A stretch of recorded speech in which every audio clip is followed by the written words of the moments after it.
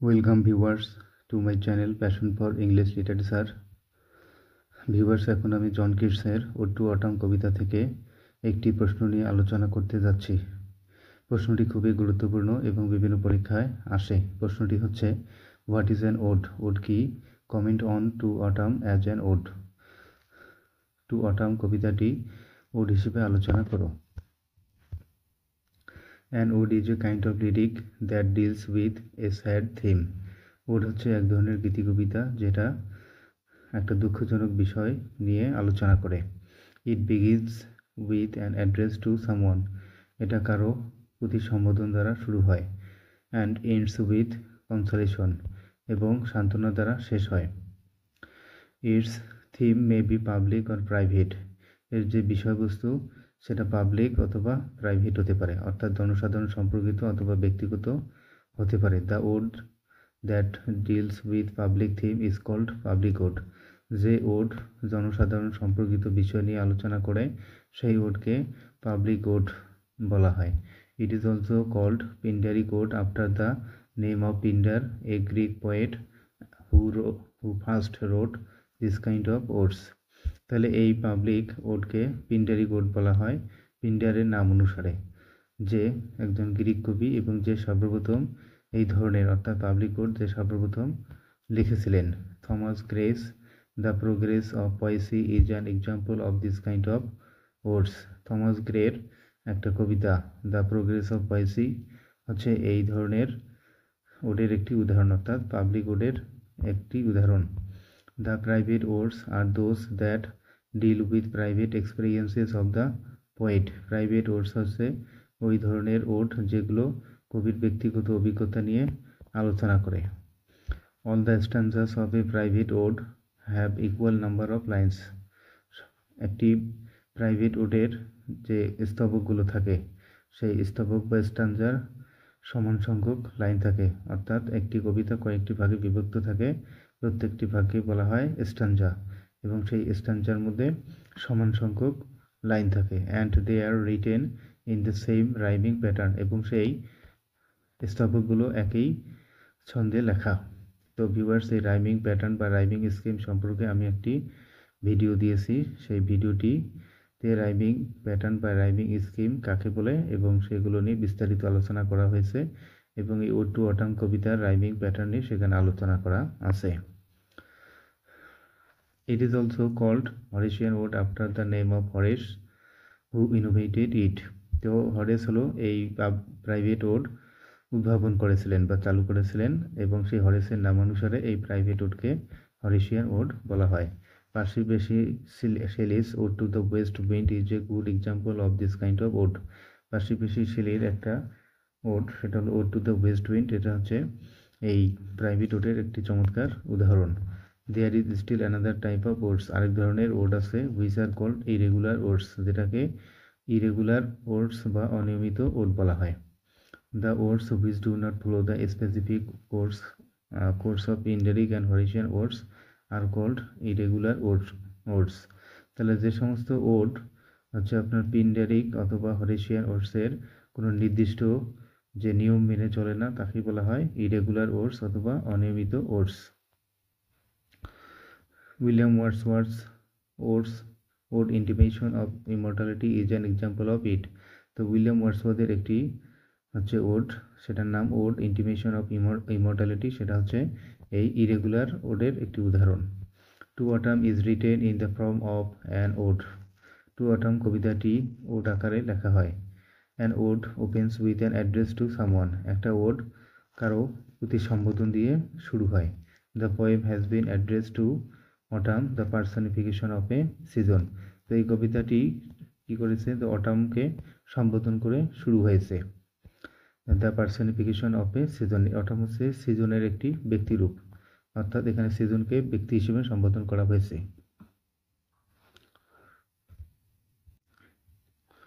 তো এই ode to autumn কবিতায় প্রথমেই বলা হয়েছে, you are the season of soft tasty fruits, অর্থাৎ তুমি হচ্ছে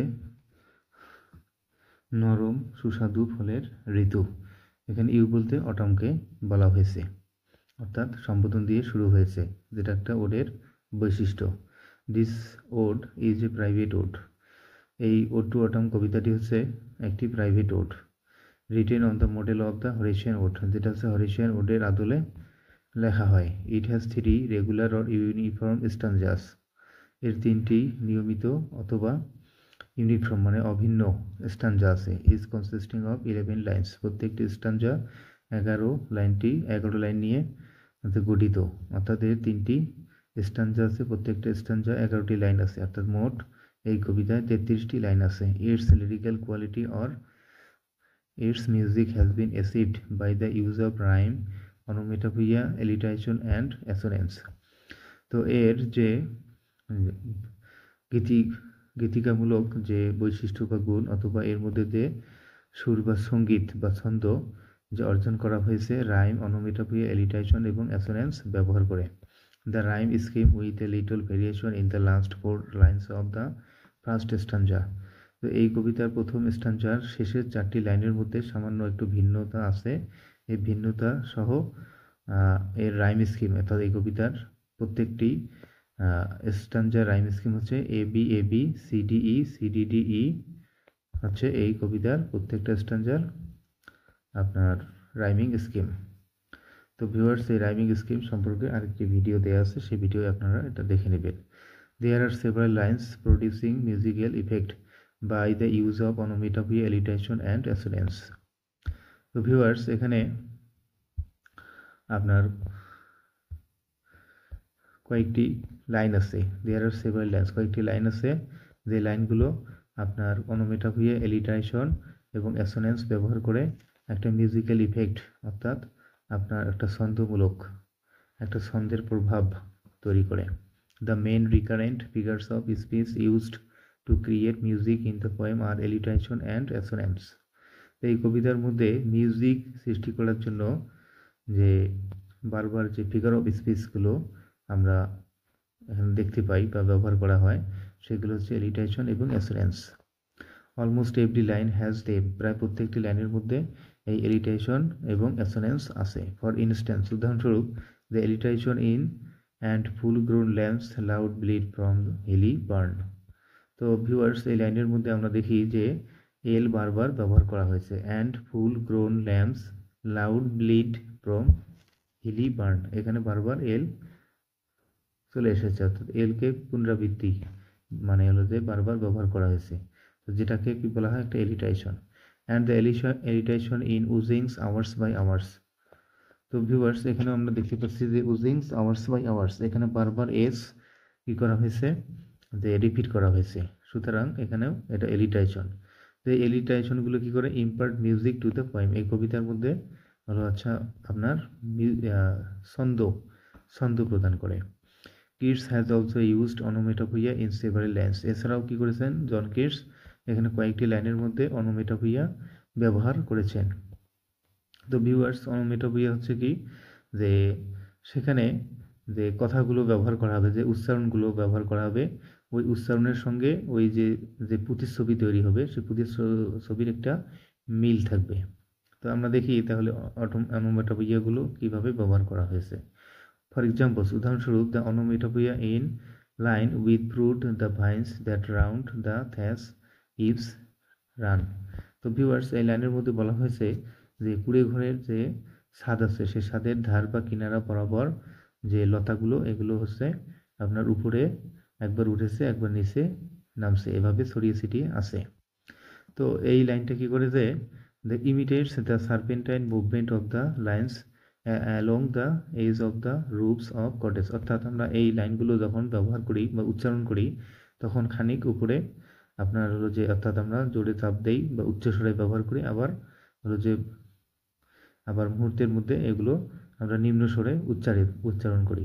তো ঠিক একইভাবে এই আপনার যে কুড়ে ঘরের যে ছাদ আছে, সেই ছাদের কিনারা বা ধার বরাবর ওই লতাগুলো যেমন খানিক উপরে খানিক নিচে নেমে ছড়িয়ে ছিটিয়ে আছে, ঠিক একইভাবে আমরা এই লাইনটা যখন উচ্চারণ করি, তখনও এখানে আমরা খানিক আপনার উচ্চস্বরে উচ্চারণ করি, আবার খানিক নিম্ন স্বরে ও মুহূর্তের মধ্যে নিম্ন স্বরে উচ্চারণ করি। তো এই উচ্চারণের সঙ্গে এই প্রতিচ্ছবি দিয়েছেন তার একটা মিল আছে, এটাকে বলা হয় মূলত onomatopoeia. The iambic meters, iambic meters, meters মানে একটি আনএক্সেন্টেড অর্থাৎ অ্যাকসেন্টেড এবং আনএক্সেন্টেড এরকম দুইটা সিলেবল যখন পাশাপাশি থাকে তখন সেটাকে আপনার হলো মিটার বলা হয়। আর আইএমবি হলো প্রথমে আনএক্সেন্টেড থাকবে অর্থাৎ প্রথমে চাপ মুক্ত থাকবে এবং তারপরে থাকবে অ্যাকসেন্টেড, তারপরে চাপযুক্ত একটা সিলেবল থাকবে। চাপমুক্ত সিলেবল আর চাপযুক্ত সিলেবল যখন পাশাপাশি হবে এরকম তখন এগুলোকে বলা হয় আইএমবিক। তো এই আইএমবিক মিটার্স কি করে in the line create an up and down movement of the sound that reflect the up and down movement of the vines. তো এখানে ভিউয়ার্স দেখা যাচ্ছে এই লাইনের মধ্যে যে আইম্বিক মিটার সেটা কি করছে যে এই লতাগুলোর যে উত্থান পতন মানে লতাগুলো খানিক উপরে উঠেছে খানিক নিচে আপনার হলো যে নিচে নামেছে। তো ঠিক একইভাবে আমরা যখন এখানে যে মিটারগুলো আইম্বিক মিটারগুলো ব্যবহার করছে তখন ওইগুলো উচ্চারণ করি, ওই উচ্চারণ কি করে ওইখানে খানিক উপরে ওঠে এবং খানিক কথার যে ধ্বনি সাউন্ড যে আছে হ্যাঁ ওই আওয়াজটাকে কি করে খানিক উপরে উঠায় খানিক নিচে নামায়, এটাকে মূলত বলা হয় onomatopoeia. Similarly, the onomatopoeia in the following lines suggest the buzzing sound of bees. তো একইভাবে এই লাইনগুলোর মধ্যে যে onomatopoeia আছে সেটাও কি করে যে মৌমাছির বাজিং গুঞ্জন ধ্বনির ইঙ্গিত দেয়। এখন দেখেন the and still more later followers for the bees until they think warm days will never cease for summer has overwhelmed their clammy cells.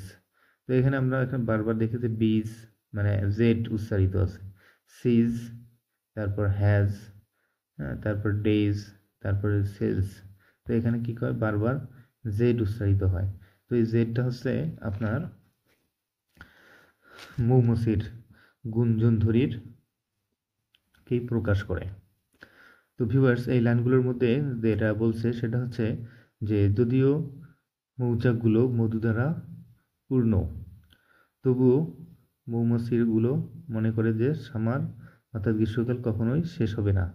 তো সেই মৌমাছিগুলোর জন্য হচ্ছে এই শরৎকাল এবং সূর্য তারা একত্রে ওই মৌমাছিগুলোর জন্য কিছু ফুল আপনার হলো যে ফুটাতে কাজ করে। মূলত এই লাইনগুলোর এই বর্ণনা, কিন্তু এখানে যে আপনার জেডটা ব্যবহার করা হয়েছে, জেড সাউন্ড ব্যবহার করা হয়েছে, তো সেই জেড সাউন্ডটা আবার কি করে জেড সাউন্ডকে বারবার ব্যবহার করা হয়েছে, যেই যে জেড সাউন্ডের বারবার ব্যবহারটাকে যে মৌমাছির যে ধ্বনি আছে সেই ধ্বনিটাকেই মূলত ইঙ্গিত করে। This lines enhance the musical effect by the repetition of the buzzing sound. তো এই লাইনগুলো কি করছে যে গুঞ্জন গুঞ্জন বা গুনগুন ধ্বনির যে পুনরাবৃত্তি দ্বারা একটা ছন্দময় প্রভাবকে বাড়িয়ে দেয়।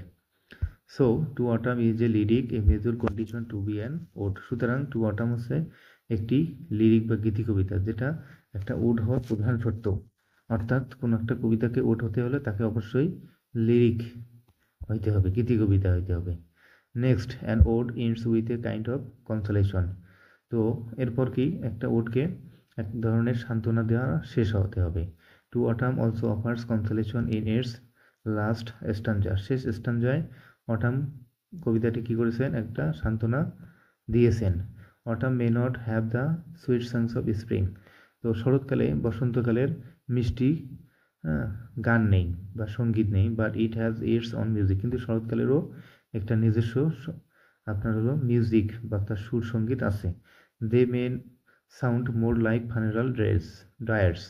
তো সেই শরৎকালের যে আপনার সঙ্গীত বা সুর বা চারপাশে যে ধরনের শব্দগুলো শোনা যায় সেই শব্দগুলো অন্ত্যেষ্টিক্রিয়ার শোকের মতো, but they are its on. কিন্তু সে শোক হতে পারে কিন্তু সেগুলো এই আপনার শরৎকালেরই, অর্থাৎ তার শোকের হতে পারে কিন্তু তার নিজস্ব সঙ্গীত আছে। Moreover the image of soft dying day does not only suggest the end of a day. তো এখানে সফট ডাইং ডে বলতে বোঝানো হয়েছে যে শরৎকালে আমরা দেখি যে পশ্চিম দিকে যখন সূর্য অস্ত যায় তখন সেখানে কিছু আকাশে মেঘ থাকে, সেই মেঘগুলো লাল হয়ে যায় এবং চারপাশে যে আপনার আবহাওয়া থাকে সেটাও কিছুটা লাল হয়ে যায়। তো এই জন্য বলছে যে সফট ডাইং ডে মানে খুব মৃদুভাবে আপনার হলো যে দিনটা শেষ হয়ে যায়। তা সেই দিন শেষ হওয়ার যে প্রতিচ্ছবি, এই প্রতিচ্ছবি শুধুমাত্র একটা দিন শেষ হওয়ার প্রতিচ্ছবি এখানে দেখায় না, মানে ইঙ্গিত করে না, it also suggest the beginning of a new day. এছাড়াও এটা নতুন একটা দিনের আপনার সূচনার ইঙ্গিত করে।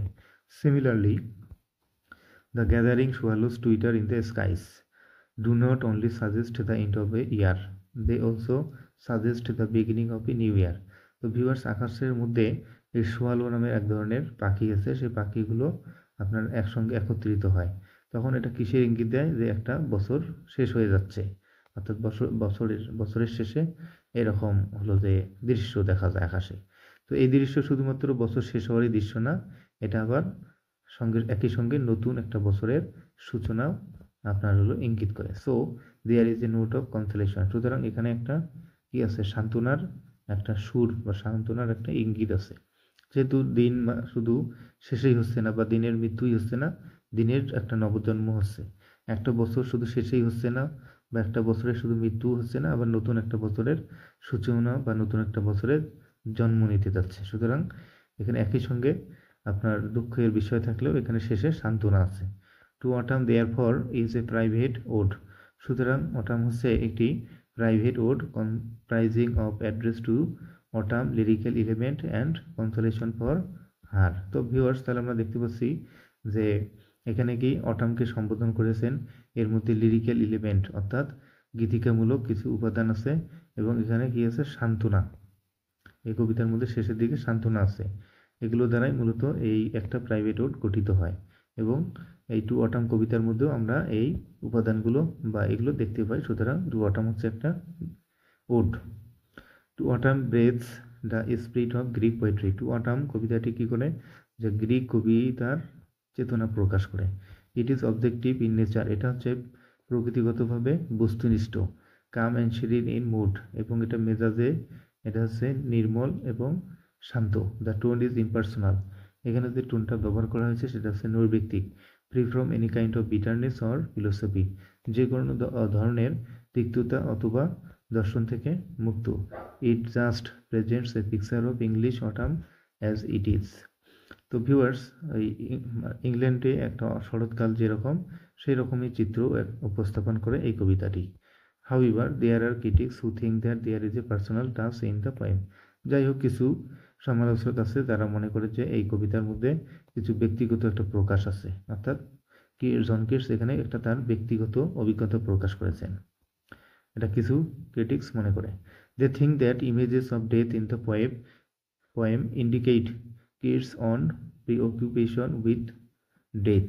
তো সেই ক্রিটিক্সরা মনে করেন যে এই কবিতার মধ্যে যে মৃত্যুর প্রতিচ্ছবি ব্যবহার করেছেন, সেই মৃত্যুর প্রতিচ্ছবি এখানে কবিতার মৃত্যু নিয়ে যে মগ্ন ছিল, সেই মগ্নতাই ইঙ্গিত করে। However, there are also some critics who do not agree with this interpretation. যাই হোক, কিছু সমালোচক আছে আবার তারা এই ব্যাখ্যার সাথে একমত নয়। It is perhaps better to consider To Autumn as an excellent ode that simply presents the natural course of seasons without any personal anguish.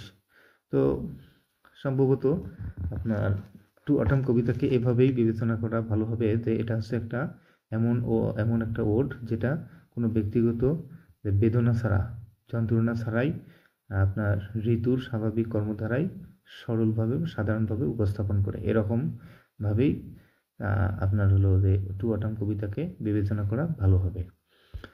The truth about life cycle has been presented objectively in the poem. এই কবিতার মধ্যে, অর্থাৎ two autumn কবিতার মধ্যে জীবন চক্র সম্পর্কে যে সত্যবাণী, সেই সত্যবাণী এখানে বস্তুনিষ্ঠভাবে আপনার হলো উপস্থাপিত হয়েছে। Thank you viewers for watching the video.